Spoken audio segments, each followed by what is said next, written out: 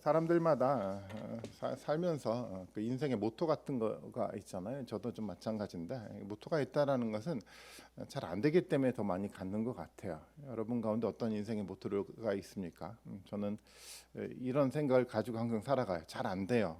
근데 그럼에도 불구하고 이런 마음을 가지고 살아가는데 항상 마음속에 실패를 두려워하지 말자라는 좀 생각, 그 마음을 가지고 좀 살아갑니다. 그 새로운 그 미래라든가 지금보다 더 나은 미래를 만들어 가기 위해서는 사실은 실패는 당연히 우리 가운데 경험될 수밖에 없어요. 그러니까 실패 없이 미래는 사실은 없습니다. 현재와 같은 미래가 아니라 현재보다 더 나은 미래, 더 발전된 미래는요, 실패가 쌓여 가야 되지만 그 미래가 만들어지게 돼 있어요. 그렇기 때문에 이 실패는 너무도 당연한 거기 때문에 우리가 이 실패를 당연하게 우리가 받아들일 수 있는 그 태도가 굉장히 중요하다고 저는 생각을 하고 있어요. 그래야지만 발전된 미래가 우리 앞에 놓여질 수 있다라는 겁니다. 그 미국의 어떤 그 벤처 기업은 그래서 실패를 많이 해본 사람을 신규 직원으로 채용을 한다고 합니다. 이해가 좀 돼요. 실패를 많이 경험해보고 그래서 그것을 극복해본 사람이 미래의 기업을 만들기 때문에 당연한 어떤 결과라고 좀 생각을 합니다. 사실 교회도 다르지 않아요. 교회는 항상 현재에 머물러 있지 않아요. 교회는요, 미래를 향해서 종말을 향해서 계속 앞으로 전진해 나가고 있는 것이 그것이 교회의 모습이죠. 전진해 나간다라는 것은 뭐 단순하게 시간이 흘러간다는 의미는 아니잖아요. 종말이 성취가 돼가는 거고 하나님 나라가 확장되고 발전해 나가는 모습으로 끊임없이 앞으로 나가는 것이 교회의 모습인 겁니다. 그리고 교회는 이 땅이 아니라 우리가 경험해 보지 않은 신비의 하늘의 세상을 향해 앞으로 전진해 나가고 있다라는 거예요. 우리가 알지도 못하고 경험해 보지 못한 그 세상이요. 경험해 보지 못한 그 미래를 향해 나아갈 때 당연히 그 과정 속에 우리에게 실패는 당연하게 있게 돼 있어요. 실패는 우리 가운데 당연하게 있고 그것을 우리가 받아들일 수 있어야 되는 겁니다. 그런데 중요한 것은 뭐냐면 어떻게 이 실패를 우리의 교훈으로 삼아 미래를 열어가느냐의 문제예요. 실패가 모든 미래를 다 만들어가진 않잖아요. 실패가 교훈이 돼서 우리를 발전된 모습으로 발전시켜 나가야 되지만 발전된 미래가 우리 앞에 다가오는 것 아니겠습니까? 그러기 위해서 먼저 중요한 것은 뭐냐면 이 실패를 당연한 것으로 받아들일 수 있는 마음의 여유가 우리 가운데 항상 있어야 돼요. 보통 사람들은 실패를 인정하고 싶어 하지 않아요. 항상 이런 마음을 갖고 살아가죠. 마치 자신이 모든 면에서 옳고 모든 면에서 의롭다라고 생각하고 싶어 해요. 근데 세상에 그런 사람은 존재하지 않아요. 만약에 그런 사람이 그런 생각을 가지고 있는 사람이 있다고 한다면 그것은 그 사람이 옳아서도 아니고 그 사람이 완전해서도 아니고 의로워서도 아니고 사실은 실패가 두려워서 실패를 인정하지 않기 때문에 그런 사람들이 나타나는 겁니다. 항상 우리는 미래를 향해 나가면서 겸손한 태도로 자신의 실패를 인정할 줄 아는 태도를 가지고 살아가는 것, 이것이 그 어떤 것보다 저는 중요하다고 생각을 해요. 그리고 두 번째는 어떤 태도가 필요하냐면 정말 진짜 자기 반성이 필요합니다. 실패했을 때 그 실패를 통한 자기의 진지한 반성을 통해서 자신의 문제점이 무엇인지 발견하고 그것을 통해서 교훈을 얻어야지만 우리가 발전해 나갈 수가 있어요. 어리석은 사람은 실수를 반복하는 사람이 어리석은 사람이 아니라 실수를 하지 않는 사람이 어리석은 사람이 아니라 어리석은 사람은 같은 실수를 반복하는 사람이 어리석은 사람입니다. 우리는 실패를 할 수 있어요. 실수를 할 수 있습니다. 하지만 우리는 어리석지 말아야 돼요. 그 실패가 있을 때 그 실패를 반복해 나가는 것이 아니라 실패 속에서 자기 자신의 모습을 반성해 나가는 가운데 발전된 모습으로 끊임없이 발전해 나가는 모습이 만들어져 갈 때 새로운 미래를 우리가 개척하고 만들어갈 수가 있게 되는 겁니다. 역사를 들여다보고 역사 속에서 믿음의 선조들이 과연 어떻게 삶들을 살아갔고 그들이 많은 실패를 하지 않았습니까? 우리가 너무도 잘 알고 있는 믿음의 사람들이요, 그들도 다 실패를 했어요. 과연 그 실패 속에서 그 실패의 의미가 무엇인지를 한번 냉정하게 들여다보고 그것을 교훈 삼아 우리를 객관화시켜서 우리를 들여다본다고 한다면 우리는 미래를 향해 나갈 수 있는 준비가 된 것입니다. 그리고 세 번째 중요한 것이 있습니다. 실패를 통해 우리가 교훈을 얻기 위해서 가장 중요한 것은 뭐냐면 하나님을 의지하는 거겠죠. 미래에 대해서 끊임없이 하나님이 어떤 말씀을 하고 계시는데 그 말씀에 대한 믿음을 가지고 우리의 삶을, 우리의 몸을 그 말씀의 미래에 한번 던져보는 겁니다. 도전해보는 겁니다. 그럴 때 우리가 발전해 나가주는 길이, 힘이 우리 가운데 생겨나게 돼 있어요. 사실은 지금 예루살렘으로 돌아오고 있는 이 백성들이 그런 삶을 산 사람들이었어요. 예루살렘으로 돌아온 이 사람들이요, 이 사람은 믿음을 가진 사람들이었고요, 이 사람들은 그루터기 신앙을 가진 사람들이었어요. 그런데 이 사람들이 아주 크게 실패했습니다. 아시는 것처럼 유다 민족, 이스라엘 전체가 완전하게 망해버렸어요. 예루살렘은 파괴가 됐어요. 성전은 무너졌습니다. 그들의 삶의 중심이었던 모든 것들이 무너지고 철저하게 그들 모두는 실패를 하게 됐어요. 그런데 이 믿음의 사람들이요, 그루터기 신앙을 가진 사람들은요, 이 실패를 반복하지 않아요. 실패를 진지하게 들여다보고 말씀을 가지고 철저하게 자기 반성을 한 사람들이었습니다. 물론 나중에 에스라에서 뒷부분을 통해서 다시 한번 말씀을 드리기는 하겠지만 이들은요, 말씀 앞에 통곡할 줄 아는 사람이었어요. 자기 자신의 모습을 냉정하게 객관적으로 정말 진지하게 드러내놓고 눈물 흘리며 회개할 줄 아는, 자기 반성을 할 줄 아는 사람들이었습니다. 그 자기 반성 속에서 말씀을 의지하고 살아가는 그 삶 속에서 그들은 실패를 통해서 미래를 열어가기 시작했다라는 겁니다. 에스라를 읽어 나가 보면 그것이 느껴져요. 에스라, 그리고 이제 다음에 등장하는 그 느헤미야 이야기는요, 사실은 현재가 아니라 미래를 향하고 미래를 향해서 하는 하나님의 말씀입니다. 성전 재건, 예루살렘 재건에 대한 이야기를 하고 있잖아요. 근데 이야기를 하나씩 살펴보다 보면 이것이 현재의 이야기가 아니라 미래를 향한 이야기라는 것을 알게 됩니다. 미래를 향한 이야기였어요. 비슷한 시대에 쓰여졌던 학계 이야기를 읽어가 보면 이 두 개의 어떤 역사서를 이해할 수 있게 되는데요. 학계에서 2장 9절 말씀 봐볼까요? 한번 2장 9절의 말씀을 한번 같이 한번 읽어보겠습니다. 같이 읽습니다. 시작.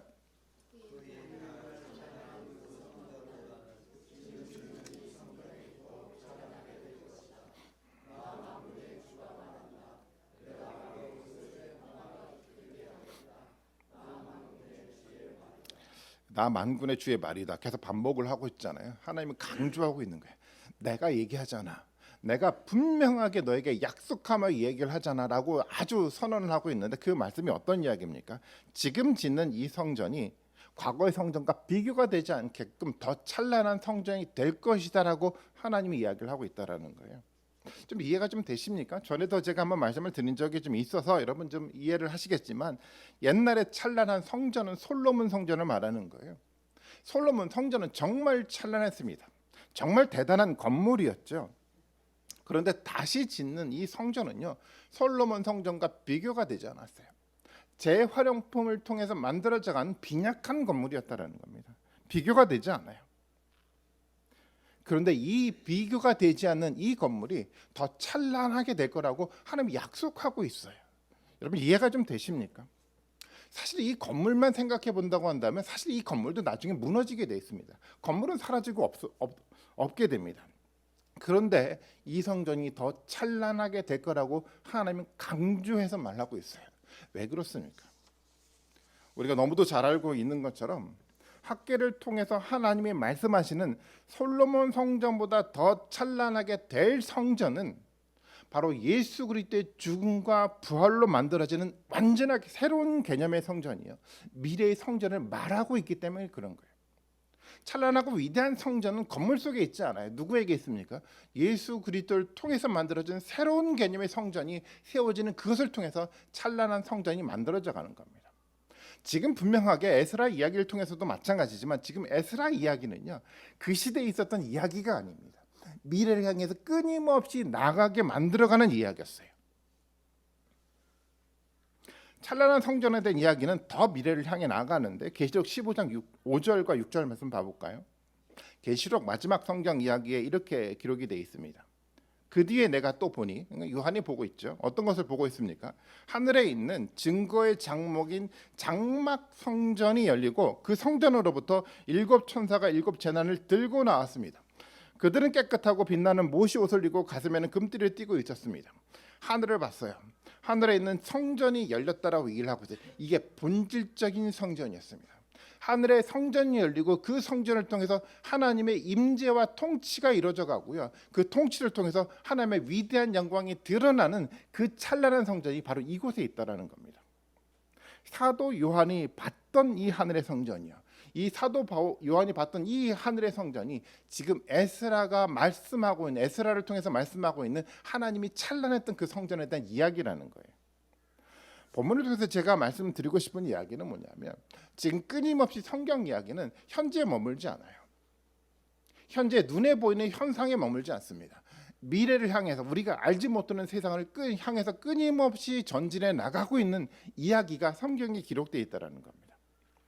그래서 우리가 성경을 통해서 봐야 될 것은 뭐냐면 현재 이야기가 아닌 거죠.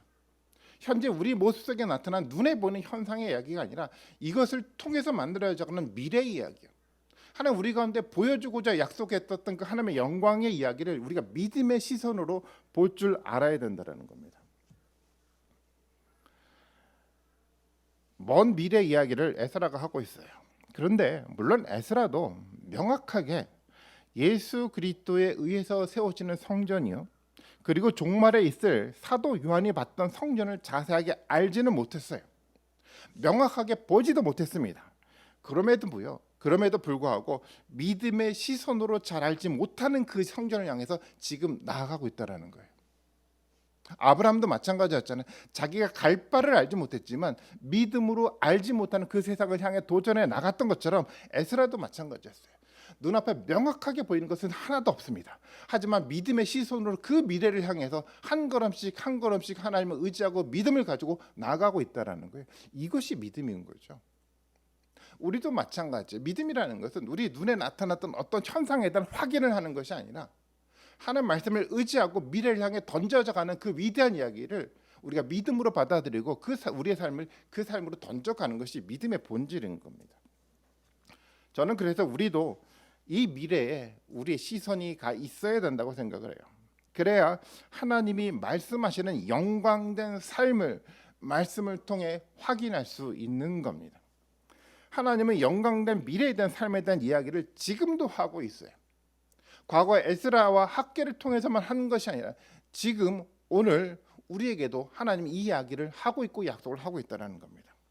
그 믿음으로 그 세상을 우리가 하나씩 알아가고 경험해 가야 되지 않겠습니까? 그렇다고 한다면 우리의 시선이요, 믿음의 시선이 지금 이것이 아니라 미래를 향해 열려진 마음을 가지고 미래의 시선을 가지고 있어야 되는 겁니다. 저는 믿음으로 우리 모두가 그 세상을 꿈꾸고 경험하는 그 복을 한 사람도 놓치지 않았으면 좋겠어요. 하나님이 정말 우리에게 궁극적으로 주고자 했었던 이 영광된 삶을 믿음의 시선으로 바라보면서 그것을 다 받아들이는 우리 모든 분들이 다 되셨으면 좋겠어요. 정말 진지한 자기 반성과요, 회개를 통해서 믿음을 가지면 얼마든지 우리도 그러한 시선을 가지고 세상을 살아갈 수가 있습니다. 이 믿음이 우리 시윤수 교회가 가져야 될 믿음입니다. 오늘 본문은 또 이스라엘 백성들이 세우는 성전 기초에 대한 설명을 좀 하고 있잖아요. 사실 이 기초가 굉장히 중요합니다. 지금 본문 속에 이스라엘 백성은 성전 기초를 놓았어요. 기초만큼 중요한 게 없어요. 기초가 단단하지 않으면요, 당연합니다. 건물은 불안정하고 언젠가 이 건물은 무너지게 돼 있어요.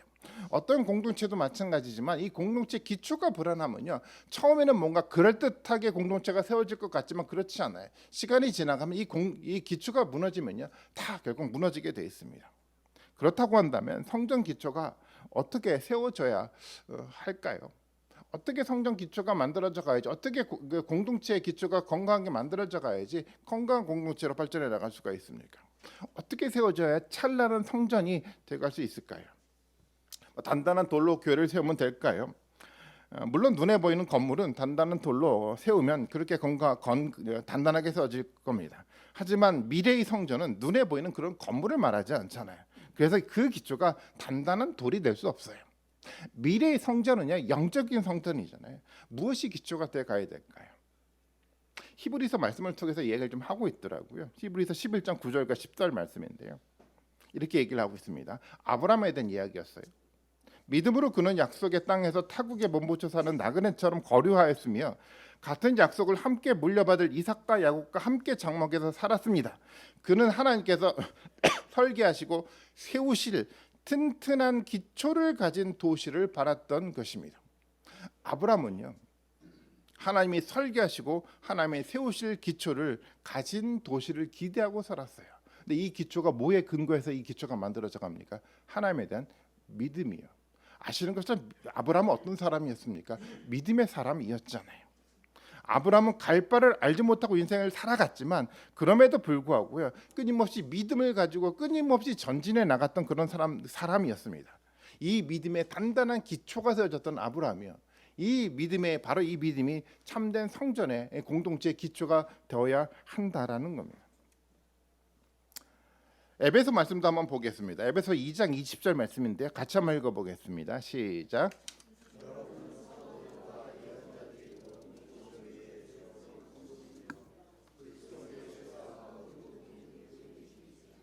여러분은 사도들과 예언자들이 놓은 기초 위에 세워진 건물이고, 우리가 너무도 잘 아는 말씀이 있잖아요. 예수 그리스도가 그 모퉁이 돌이 되십니다. 여기서 기초는요, 사도들과 예언자들이 놓은 기초입니다. 사도들과 예언자들이 놓은 기초는요, 다른 것이 아니라 바로 예수 그리스도이고 예수 그리스도의 말씀인 거예요. 성전 그리고 교회 공동체는요, 바로 이 예수 그리스도의 말씀에 대한 믿음으로 세워지는 것을 말하는 겁니다. 기초는 다른 것에 있지 않아요. 믿음으로 세워지는 공동체가 돼가는 거고요. 바로 그것은 다른 것이 아니라 예수 그리스도에 대한 말씀에 대한 믿음으로 세워지는 것이 건강한 기초의 틀인 겁니다. 그런데 우리는 사실 이 예수 그리스도에 대한 믿음을 잘 이해해야 되는데 잘 이해하지 못하는 경우가 많아요. 이 말씀은요, 이 말씀에 대한 믿음이라는 것은 오늘 교회를 통해서 우리에게 새롭게 주시는 그 말씀에 대한 믿음을 말하는 거예요. 어떤 사람들은 내가 과거에 들었던 어떤 성경 구절이 있는데 내가 이것을 굳게 믿으니까 되겠지라고 생각하는 경우가 있어요.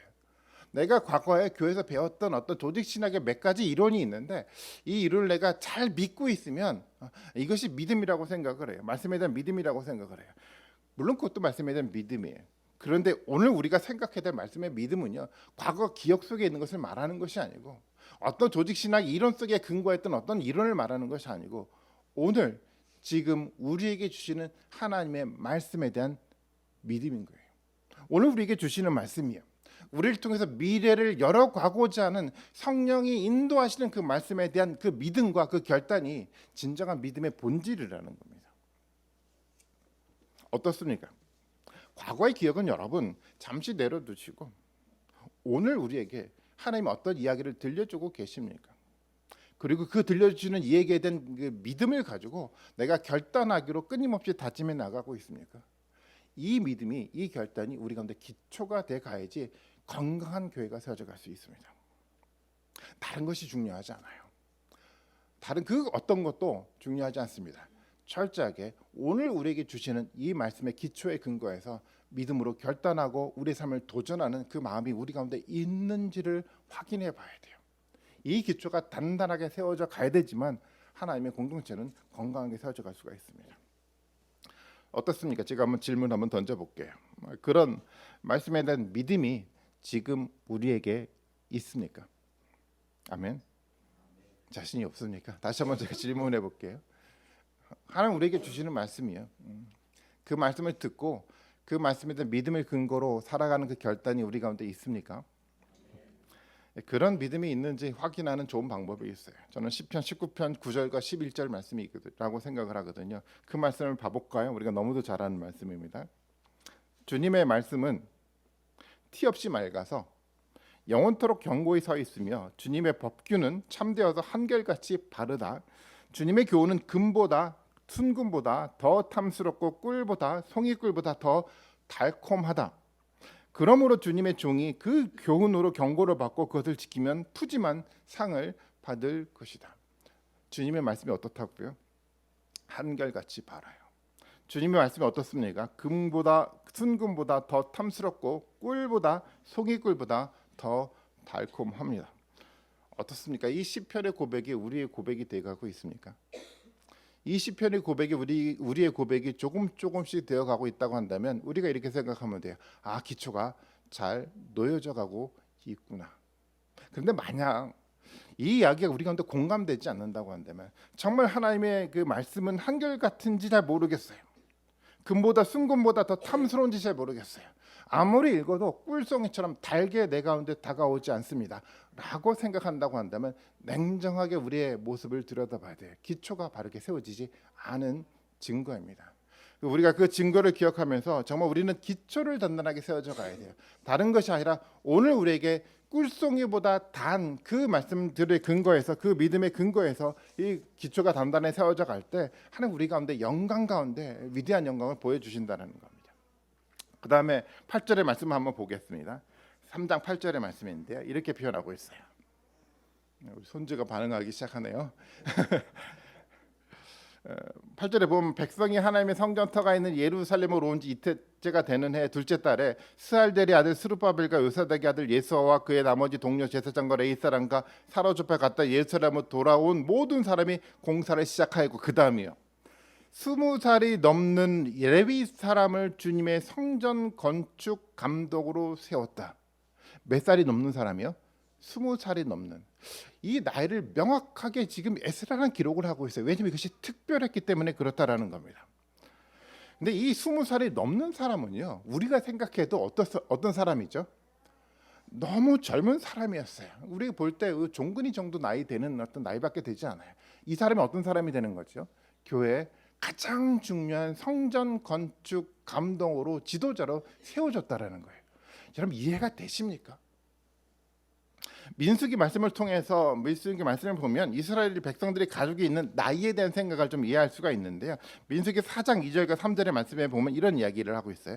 레위 자손에 관해서 얘기를 하고 있는데, 고앗 자손을 따로 구별해서 가문별 가족별로 인구 조사를 했는데, 인구 조사를 어떻게 합니까? 어떤 사람을 대상으로 인구 조사를 하냐면 30살에서 50살까지 군입대할 수 있는 이들로서 회망일을 맡을 수 있는 사람의 수를 조사하라라고 얘기를 하고 있어요. 성경에서 인구 조사를 할 때 정말 이 사람이 뭔가 사람으로서 평가되는 그 기준이 몇 살 이상이죠? 30살 이상이었어요. 30살 이상이 돼야지 이 사람이 정말 사람으로서 평가되고 있는 거, 믿음의 사람으로 평가가 되고 있다라는 겁니다. 최소 30살에 되어야지 사회 구성으로 인정이 되는데요. 지금 이야기는 달라요.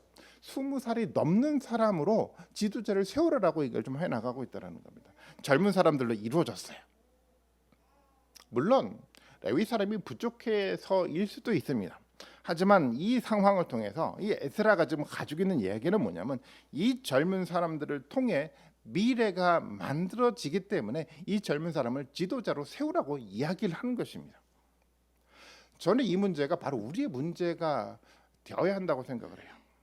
우리가 고민하고 있는 문제 아닙니까?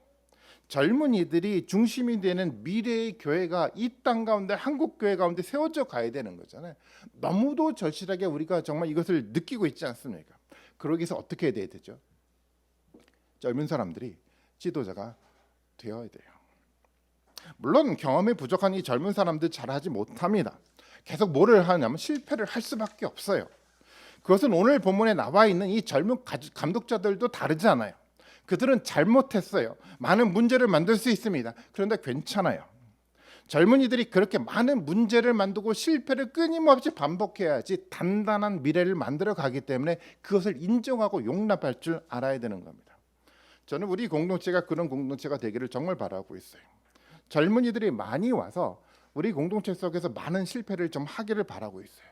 그 실패를 통해서 단단한 공동체로 세워갈 수 있는 그런 하나님의 공동체가 되었으면 좋겠어요. 어떻게 우리가 해야 됩니까? 젊은이들이 그런 실패를 할 때 우리가 참고 인내할 수 있는 믿음이 우리 가운데 있어야 돼요. 그리고 기도하면서 뒤에서 기다려줄 줄 아는 마음과 믿음의 태도가 우리 가운데 필요해요. 여러분 그렇지 않습니까? 젊은이들을 참지 않으면요, 그들이 목소리를 내게끔 만들어 가지 않는다고 한다면 젊은이들 두려워할 겁니다. 그리고 미래에 대한 도전을 포기하고 결국 공동체를 떠나가게 될 거예요. 미래의 교회를 만들어가기 위해서 젊은 사람들의 지도자로 세워가기 위해서 우리가 정말 해야 될 것은요, 그들의 실패를 인내하고 믿음으로 받아들일 줄 아는 그 믿음의 태도가 정말 우리 가운데 필요해요. 마음껏 실패하라고 격려해야 돼요. 보통 우리는 실패를 잘 용납하지 못해요. 실패가 생겨나면 비난하고 싶은 마음이 우리 마음 가운데 자꾸만 생겨나요. 아니야, 믿음은 그런 태도를 갖는 것이 아닙니다. 실패를 용납하는 거예요. 끊임없이 우리 안에서 실패하라고요. 그리고 실패를 근거로 미래를 한번 만들어 가라고 끊임없이 격려하고 용기를 불어 넣어주는 것이 우리의 모습과 우리의 어떤 믿음의 태도가 되어야 하는 겁니다. 저는 그래서 우리에게 필요한 것은 다른 것이 아니라 믿음과 인내를 가지고 젊은 사람들을 돕는 것이라 저는 생각을 하고 있어요. 여러분 동의하십니까? 여러분 그렇게 인내하시고 여러분 그렇게 세워가는 하나님의 공동체가 되었으면 좋겠습니다. 또 우리가 미래의 공동체를 세우기에 필요한 것이 있어요. 9절의 말씀입니다. 9절의 말씀 앞부분에 보면 이렇게 기록하고 있잖아요. 예수와 그의 아들과 친족들과 호디아의 자손 간미엘과 그의 아들들이 한 마음 한 뜻으로 하나님의 성전 짓는 일을 감독하였다라고 얘기를 하고 있어요. 계속해서 성경은 반복하잖아요. 성전 짓는 일을 감독하는데 성전 짓는 일을 해야 되는데 가장 중요한 거예요. 뭐가 중요합니까? 한 마음과 한 뜻으로 하는 것이 중요한 거예요. 한 마음과 한 뜻이 되지 않으면 어떤 일도 이루어져 가지 않습니다. 사실 당시의 사람들은 넉넉하지 않았어요. 모두가 힘들게 살아가고 있는 상황이었어요. 힘들게 시간을 쪼갰고 또 힘들게 돈을 모아서 성전 건축을 그들이 하고 있었습니다. 그들이 한 마음과 한 뜻이 되지 않았다면 성전 건축을 하다 그들의 공동체는 붕괴가 될 수밖에 없었을 거예요. 한 마음과 한 뜻이 되지 않으면 쉽게 지칩니다. 꿈은 사라져가고 현실에 갇혀서 앞으로 나가지 못하게 만들어가요. 한 마음과 한 뜻이 되는 것은 너무 중요합니다. 하나님의 공동체를 건강하게 세우기 위해서 성도들에게 이 한 마음과 한 뜻이 되는 이 마음을 모두가 품어가야 합니다. 교회뿐만 아니라 우리가 살아가는 삶의 공동체에서도 마찬가지고 가족의 공동체도 마찬가지고 우리가 살아갈 때 직장의 공동체도 마찬가지고 어떤 공동체도 마찬가지예요. 한 마음과 한 뜻으로 세워져 가야 되지만 우리가 행복하고 건강하게 세워져 갈 수가 있어요. 어떻게 한 마음이 돼갈 수 있을까요? 너무도 잘 아시죠. 어떻게 합니까? 상대에 대한 배려, 상대에 대한 존중 굉장히 중요합니다. 하지만 그것으로만 되지 않아요. 한 마음이 되어가는 것은 모두가 함께 하나님의 말씀을 듣고 그것 앞에 순종할 때 한 마음이 되어가는 거예요. 자, 항상 강조하고 있잖아요. 관계는요, 두 사람과의 관계가 아니라 삼각관계라고요. 그 가운데 누가 계십니까? 예수 그리스도가 계시는 거예요. 그게 믿음의 관계인 겁니다. 우리가 누구를 중심으로 한 마음이 되어가는 거죠. 나도 아니고 너도 아니고 누구죠? 예수 그리스도를 중심으로 한 마음이 되어가야 돼요. 그 관계가 건강한 관계가 되어가는 겁니다. 저는 그래서 이 공동체가 말씀 중심으로 모여야 된다고 생각을 해요. 우리 가운데 던져지고 우리 가운데 묵상하고 있는 이 말씀이 우리 삶 가운데 중심이 되었으면 좋겠어요. 그래서 여러분도 아니고 저도 아니고 오직 이 말씀의 근거에서 한 마음이 될 수 있는 공동체가 세워졌으면 좋겠어요. 우리가 살아가는 삶의 공동체도 마찬가지라고 생각합니다. 너도 아니고 나도 아니고 이 말씀을 중심으로 만들어져가는 그 한 마음과 한 뜻이 공동체가 되었으면 좋겠어요. 그 한 마음과 한 뜻이 되어 만들어져가는 그 성전 가운데 하나님은 임재하신다고 약속을 하고 계신 겁니다. 그리고 그런 공동체가 됐을 때 우리가 기쁨의 마음을 서로 나누며 감사의 찬양을 할 수가 있게 되는 거예요. 스가랴 3장 11절 말씀 봐볼까요? 3장 11절 말씀 같이 한번 읽어보겠습니다. 시작.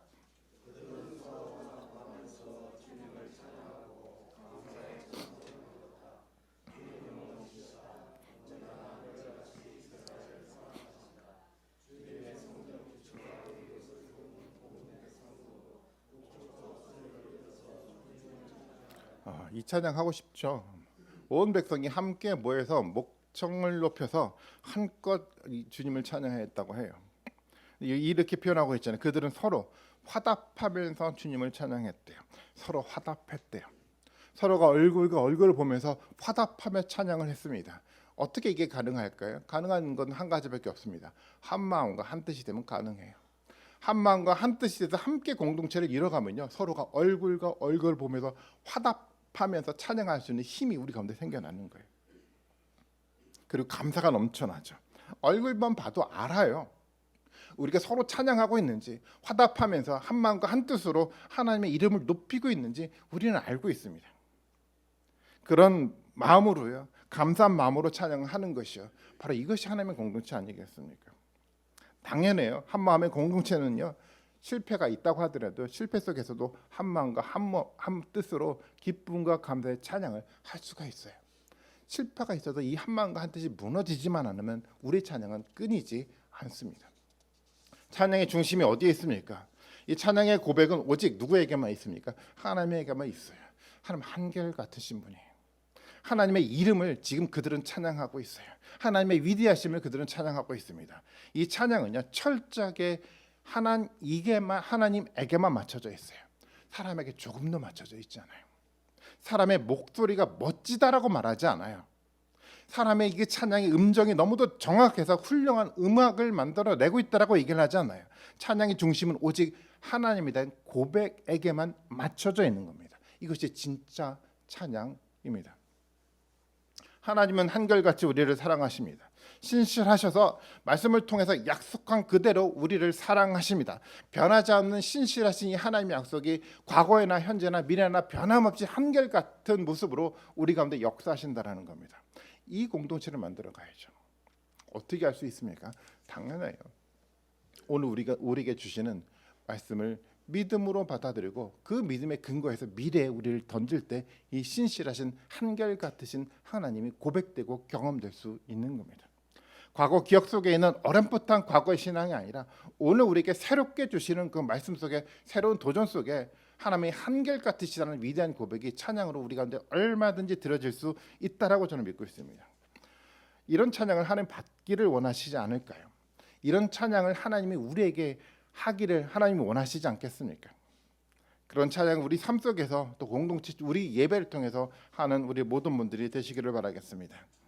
마지막 한 가지 더 이야기를 하고 좀 마치도록 하겠습니다. 성전 기초가 놓여졌는데 성전 기초가 놓여진 것을 보고 사람들이 반응하기 시작했어요. 근데 이 반응이 아주 특별해 보입니다. 스가랴 3장 12절 13절 말씀 봐볼까요? 어떻게 반응하고 있습니까? 첫 성전을 본 나이 많은 제사장들과 레위 사람들과 가문의 우두머리들은 성전 기초가 놓인 것을 보고 어떻게 반응하죠? 크게 통곡했다라고 얘기를 하고 있어요. 또 다른 쪽에서는 많은 사람들이 기뻐하며 즐거이 노래를 불렀대요. 환성과 통곡이 한데 뒤섞여서 소리가 너무나도 크고 시끄러웠는데 그 소리는 멀리서로 들을 수 있었습니다. 어느 누구도 환성인지 통곡인지 구별할 수 없을 정도로 그들의 통곡의 찬양의 소리가 울려 퍼지기 시작을 했어요. 좀 이해가 좀 되시죠? 솔로몬 성전을 봤던 나이 많은 사람들이요. 이 사람들은 과거의 성전과 비교해 보기 시작했어요. 과거의 성전과 비교해 보니까 어떻습니까? 지금 성전이 너무도 초라해 보이거든요. 통곡해야 합니다. 우리도 그런 경우가 있잖아요. 과거에 우리 신앙의 그럴듯한 건물 안에서 그럴듯한 찬양대를 세우고 그럴듯한 어떤 형식을 갖춰서 예배했던 데를 한번 기억해 보면 이 통곡의 소리가 우리 가운데 있지 않습니까? 아, 왜 우리가 지금 이렇게 예배를 하고 있지? 과거의 이야기와 비교해 보다 보니까 어느 순간인가 내 기도가 통곡 소리로 변해가고 있는 그 모습, 그 경험을 우리도 해보지 않았습니까? 근데 또 다른 모습이 있어요. 젊은 사람들은 그렇지 않았어요. 기뻐하며 즐거이 노래 부르기 시작했어요. 그 가운데 하나님 열어가시는 그 일을 보면서 꿈을 꿔가면서 그 꿈이 그들을 환성을 지르면서 노래하게 만들어 갔다라는 겁니다. 저는 이것이 우리의 모습이라고 생각해요. 우리 마음에도 우리 공동체 안에서도 이 두 가지 모습이 같이 공존하고 있다라고 저는 생각을 합니다. 우리 자체도 그렇잖아요. 저도 그래요. 때때로는 통곡하는 기도, 울부짖음의 기도를 할 때가 있어요. 하나님 왜 우리를 이렇게 하셨습니까? 근데 또 한편 속에 하나님 주시는 약속과 꿈 때문에 생겨나는 환성과 환호의 어떤 소리가 또 동일하게 우리 가운데 있어요. 아마 저뿐만 아니라 우리 모든 사람들이 같을 거라고 생각합니다. 우리 안에는 두 가지 마음이 있어요. 통곡과 환성이 있고 어떨 땐 통곡과 환성이 구분이 되지 않아서 정말 이 시끄러운 울부짖음의 기도가 우리 가운데 끊임없이 반복해서 나타날 수도 있습니다. 여러분 이럴 때 중요한 것이 있습니다. 우리의 믿음의 시선을요 지금에 두지 않고 미래에 두셔야 돼요. 우리에게 하나님 주시는 약속의 근거에서 찬란하게 될 하나님의 공동체에 대해 믿음을 두고 우리가 살아간다고 한다면 우리 속에 이 환호와 하나님께 기뻐하는 찬양이 온전하게 우리가 드려지는 그런 영광이 우리 가운데 생겨날 거라고 생각을 합니다. 미래의 시선을 두지 않으면 이 구별되지 않는 울부짖음은 이 과거에 갇혀서 절망이 되게 만들어 가요. 그리고 사람들은 절망을 보면서 서로를 원망하며 불평을 하게 만들죠. 과거에 우리 교회는 그랬는데 왜 지금 우리 교회는 이렇게 될 수밖에 없어라고 불평이 만들어져 갈 수밖에 없어요. 하나님 우리 가운데 이끌어 오셨던 말씀을 통해서 이끌어 하셨던 그 삶이요 미래를 통해서 만들어져 가고자 하는 하나님의 꿈들을 우리가 본다고 한다면 우리는 환호 섞인 찬양으로 기도로 하나님 앞에 예배를 드릴 수 있다고 생각합니다. 저는 우리 시온도 교회 공동체가 바로 이 지점에 있다라고 생각을 해요. 하나의 기초를 세워놓고 이 기초를 보면서 때때로는 통곡하고 때때로는 환호하는 그 마음이 우리 가운데 동시에 존재하고 있습니다. 어떻게 우리가 살아가야 될까요? 우리의 눈을 미래에 두셨으면 좋겠어요. 그리고 무엇보다도요, 젊은 사람들을 세워 그들이 실패할 수 있도록 인내와 믿음을 가지고 그들을 지켜 주었으면 좋겠습니다.